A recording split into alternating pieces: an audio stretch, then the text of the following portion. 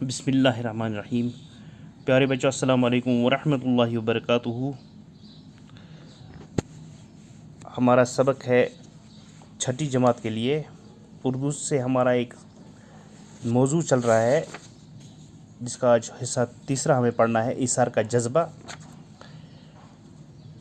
تو پیارے بچوں، دوسرا حصہ ہمیں شاید پڑھنا ہے۔ تو پیارے بچوں، جیسے کہ ہم نے اس ایثار کا جذبے میں یہ جو ہمارا سبق ہے، اس میں ہم نے یہ پڑھا، اس میں جو اہم کردار ادا کر رہے ہیں وہ ہے زین، شیبہ اور عدنان۔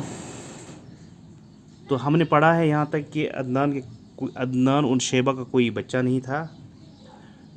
تو اس کے بعد انہوں نے ایک بچے کو گود لیا جس کا نام تھا زین، اور زین کو گود لینے کے بعد عدنان اور شیبہ بہت خوش تھی، وہ بہت خوش تھے۔ تو آگے ہمارا آج کا جو سبق ہے اس کہانی کا، وہ ہمیں پڑھنا ہے۔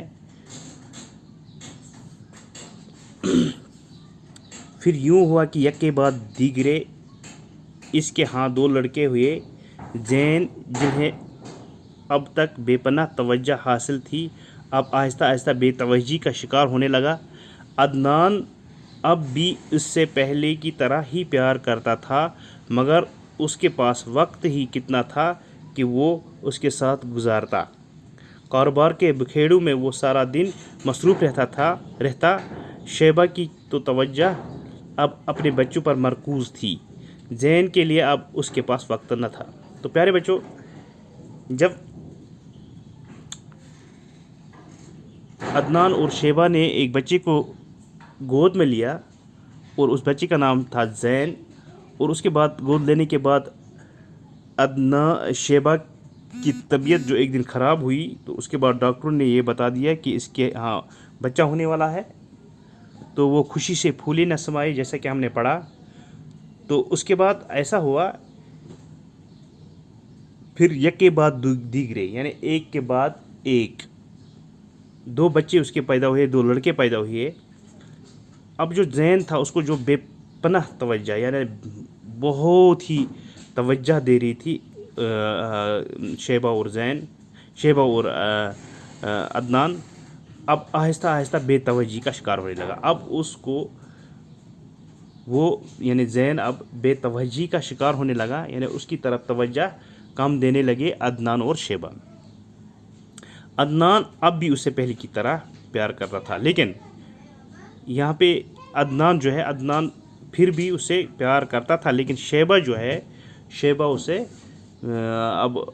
شیبہ نے اب اس کی طرف توجہ کم دینے لگی وہ، کیونکہ اب اس کے گود میں اپنے ہی دو بچے پیدا ہوئے۔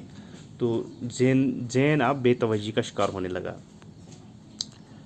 اس کے پاس وقت ہی کتنا تھا کہ وہ اس کے ساتھ گزارتا، یعنی عدنان اب بھی اس سے پہلے کی طرح پیار کرتا تھا، مگر اس کے پاس وقت ہی کتنا تھا کہ وہ اس کے ساتھ گزارتا۔ دوسری طرف اگر عدنان کو دیکھیں تو وہ ابھی بھی پیار کرتا تھا، بلکہ شیبہ جو ہے، یعنی عدنان کی جو بیوی، اب وہ زین کی طرف توجہ کم دے رہی تھی، لیکن عدنان پھر بھی پیار کرتا تھا، لیکن عدنان کے پاس وقت کم تھا۔ کیوں وقت کم تھا؟ کاروبار کے بکھیڑوں میں وہ سارا دن مصروف رہتا تھا۔ وہ کاروباری میں ایک تجارت تھا، وہ کاروبار میں لگا ہوا تھا، تو اس کاموں میں وہ لگا ہوا تھا، تو اس کے پاس وقت ہی کم تھا، وہ مصروف رہتا تھا، مشغول رہتا تھا۔ شیبہ کی تو توجہ اپنے بچوں پر مرکوز تھی۔ اب جو شیبہ ہے، یہ اپنے بچے پر ہی اس کی جو توجہ تھی وہ اپنے بچے پر ہی مرکوز تھی، ٹکی ہوئی تھی، جو اس کے اپنے کوکھ سے پیدا ہوئے تھے۔ زین کے لیے اس کے پاس وقت نہ تھا۔ دوسری طرف زین فطرتاً اس قدر حساس تھا کہ اس سے یہ تبدیلی بری طرح محسوس ہونے لگی۔ اب دوسری طرف جب شیبہ اس کی طرف توجہ کم دے رہی تھی، تو دوسری طرف جو زین تھا وہ حساس بچہ تھا، یعنی حساس کہتے ہیں جس کو محسوس کرنا، جو ہے ہر ایک کام وہ محسوس کرتا تھا، ہر ایک چال چلن وہ محسوس کرتا تھا۔ تو زین اب حساس تھا، اور وہ اس کو یہ محسوس ہونے لگا کہ یہ جو شیبہ ہے یہ اب میری طرف کم توجہ دے رہی ہے۔ اب وہ کالج کا طالب علم ہی نہیں خاصا سمجھدار بھی ہو چکا تھا. زین جو کہ بہت خاصا سمجھدار ہو چکا تھا طالب علم کے بعد، ایک طالب علم ہونے کے ساتھ ساتھ ایک خاصا سمجھدار بھی تھا. پہلے تو اپنی ماں کے برتاؤ میں وہ نمودار ہونے والی تبدیلی کی وجہ سے اس کی سمجھ میں نہ آئی. پھر ایک دن جب وہ کالج سے گھر پہنچا تو اس سے ماں باپ کی گفتگو سننے کا موقع مل گیا. تو پہلے اس کو یہ پتہ نہیں چل رہا تھا کہ مجھے کیوں یہ بے توجہی، مجھ پر یہ توجہ کیوں نہیں دے رہے، مجھے یہ لاڑ پیار کیوں نہیں کرتے تھے. تو ظاہر سی بات ہے وہ ایک اس کا اپنا بیٹا نہیں تھا، لیکن یہ زین کو معلوم نہیں تھا. تو اس کو یہ اسی شش و پنج میں وہ تھا کہ یہ کیا وجہ ہے کہ میری طرف اب یہ توجہ کم دے رہے ہیں اور وہ دو بھائیوں پر زیادہ، دو لڑکوں پر زیادہ توجہ دے رہی ہے. تو اب جب ایک دن وہ کالج سے واپس گھر آ رہا تھا تو اس کو ایک موقع مل گیا کہ ماں باپ یعنی عدنان اور شیبہ آپس میں گفتگو کر رہے تھے، جس میں اس سے یہ راز فاش ہو گیا ہے کہ وہ آج تک جنہیں اپنے والدین سمجھتا رہا ہے وہ دراصل محض اس کے پالنے والے ہیں. جب وہ آپس میں باتیں کر رہے تھے تو اس کو موقع مل گیا یہ باتیں سننے کا.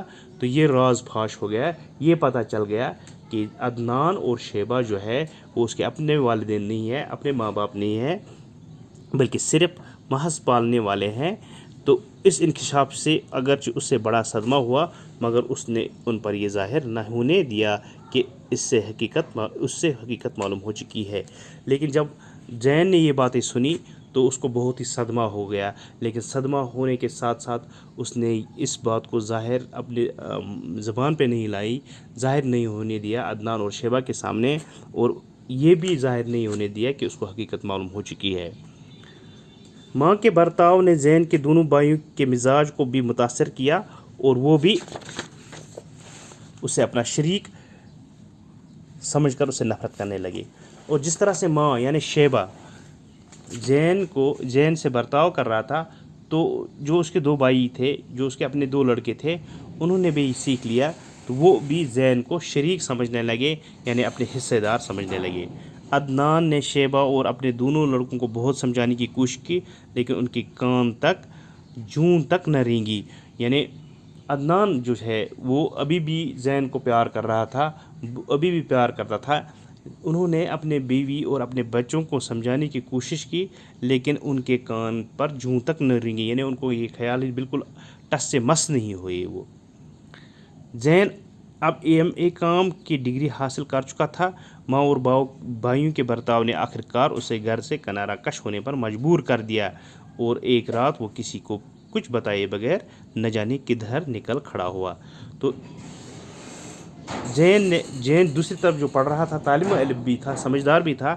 ایم کام کی جو ڈگری تھی اس نے حاصل کر چکی تھی، لیکن ماں اور بھائیوں کے برتاؤ نے جس طرح سے ماں اور بھائی اس کے ساتھ برتاؤ کر رہے تھے، وہ تنگ آ چکا اور اس نے گھر سے کنارہ کش ہونے پر ارادہ کر لیا، گھر سے کنارہ کش ہونے کا ارادہ کر لیا، اور وہ مجبور ہو کر ایک رات کسی کو بتائے بغیر نہ جانے کدھر نکل کھڑا ہوا.